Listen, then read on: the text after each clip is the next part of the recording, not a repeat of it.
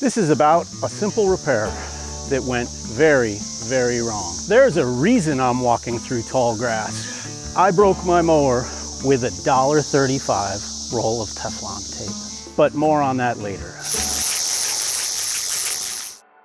I found this old hunk of metal right here in the woods.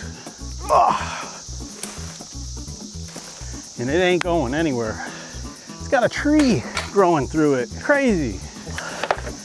We find old iron all the time. I might need to fix this sucker up to mow the grass. I broke my mower. It's in the shop right now, and I did it. Maybe I haven't learned my lesson yet about repairing mowers. Oh yeah, I could do this. So this is what happened. I've had to add oil to my zero turn, maybe 1/3 of a cup or less per 8 hours of a mowing day. The engine is always sprayed a fine misting of oil from somewhere. That creates a matted concoction of sludge that just covers the engine. It's kind of gross. If I clean it, it just gets covered again with the same sludge by the next mow. So I had this brilliant idea to hunt down and fix the oil leak for once and for all.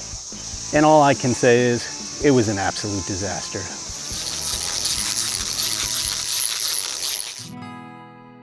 I started off by doing just a standard oil change. I pulled the drain plug, that was pretty easy, and I went to remove the oil filter.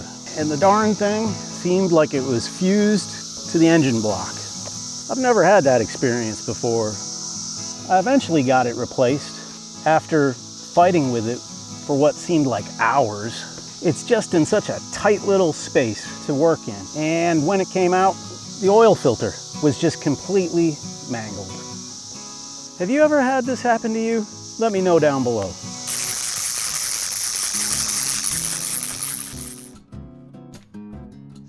Well, after I changed the oil, there was still a little bit of leaking from the mower, similar to what it was like before. Really, nothing too bad, but I just wanted to stop, and I thought I could handle it. So I did some more research online, and I found that there are 2 other common places for oil leaks. I've got this. Easy, right? The first place there are 2 hoses that go to an oil cooler on the engine. Everyone says they dry out and get brittle with time, and I guess that's a common place for oil to start leaking.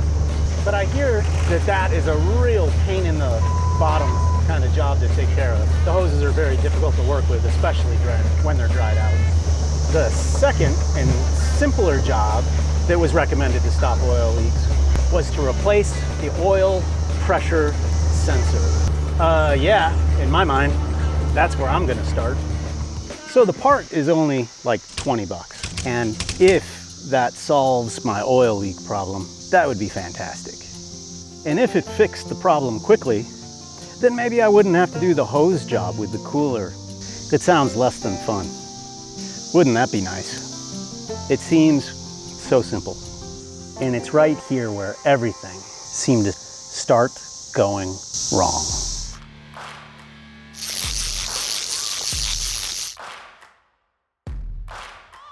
In order to get an oil pressure sensor off my zero turn, and this seems to be an industry standard, you need a 1 1/16" size socket. Or maybe you need 2. I already had a socket, so this would seem simple, right? Well, what I had was from a 12-point socket set, also called a bihex socket. You see all the star points going all the way around? It took me a full day to learn that what I actually needed was an oil pressure sensor socket, and that's how this is sold. But it really is just a flat face hex, and that allows you to better grab the oil pressure sensor. This is what the oil pressure sensor looks like, and it's got a unique shape. The reason it doesn't work with the bihex sockets is it doesn't have corners here. But with this, it's deep enough and it fits right on each of those faces. So if you're looking for what socket works with an oil pressure sensor, it's probably an oil pressure socket or a hex, 6-sided, 1 1/16" socket.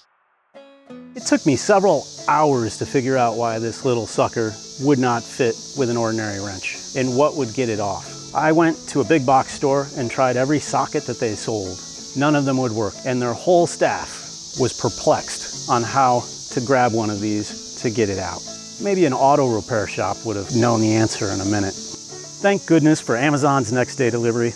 I'll put a link in the description below if you ever need an oil pressure sensor socket. So my next mistake was supposed to be the simplest part.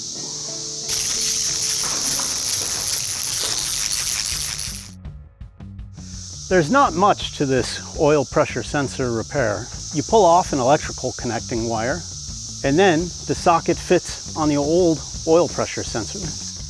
You unscrew it and take it off, and then you put Teflon tape on the threads of the new sensor, and then do everything back in reverse.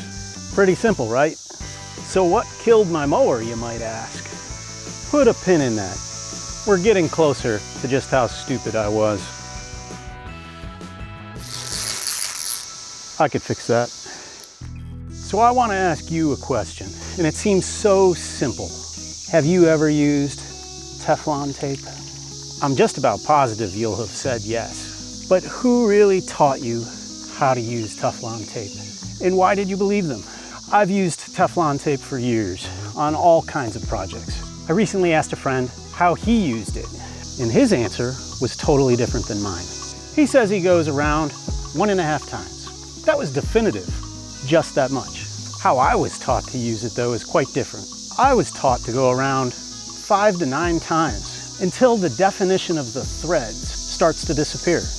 That is a big difference. So tell me who's right. Leave a comment below and tell me how many times you go around with Teflon tape.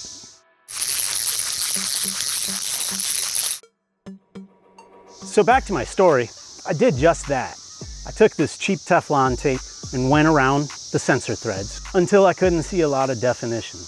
Then I hand threaded the sensor back into the hole where it's supposed to go. Then I put the socket wrench on it and I just started turning. Turning, turning, turning, turning, turning, more turning. It started feeling like this thing's been turning forever. So I was feeling comfortable to stop.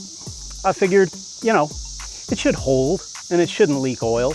It was in there with a lot of Teflon tape. So I cleaned up my area and I jumped on my mower and I gave it a run. Well, I did 2 quick passes in the grass. And after the second pass, I was passing the driveway again in the same spot. And there I could see it, just clear as day. A trail of oil following me everywhere I went. So it's back to the garage I go. I threw an oil pan under the mower to catch all the oil I could and just started scratching my head.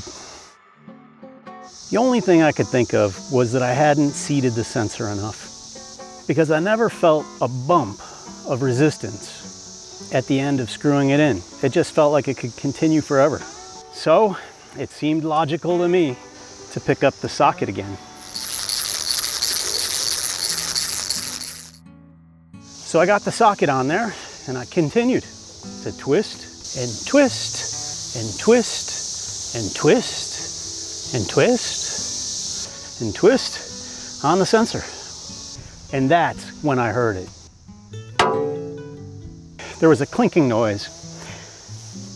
And then I found a piece of metal down on the frame of the mower. I also then noticed that the sensor wasn't in the hole like it was earlier. And there was oil drooling out of the hole that the sensor used to be in. I had snapped off a piece of what I thought was the engine block. Luckily, I learned it wasn't the engine block. The sensor mounts to the lower oil pan. And that part is a lot more reasonable. Not that it makes it any better, but it does a little bit. So I didn't need a whole new engine. But both parts would have hefty fees for labor to install.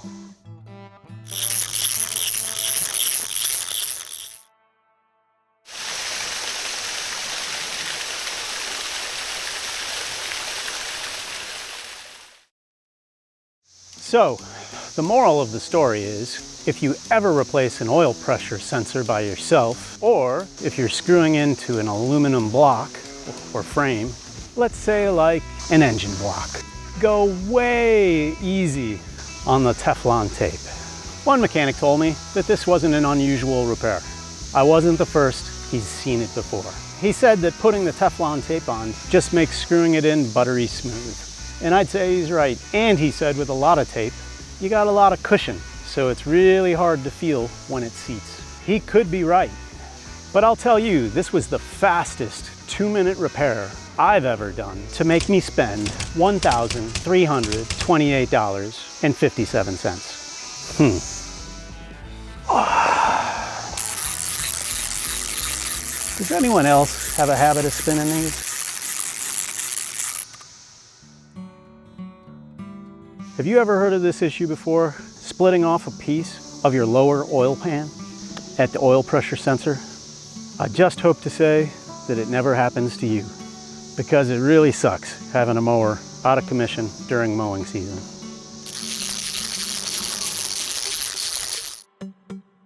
And if you ever do anything stupid like this, I recommend you go out and rip out a whole bunch of trees, just like in this video. It can help to let out all your rage from what's gone wrong. And the algorithm says you might like to check out this video next. See you real soon. Thanks for watching.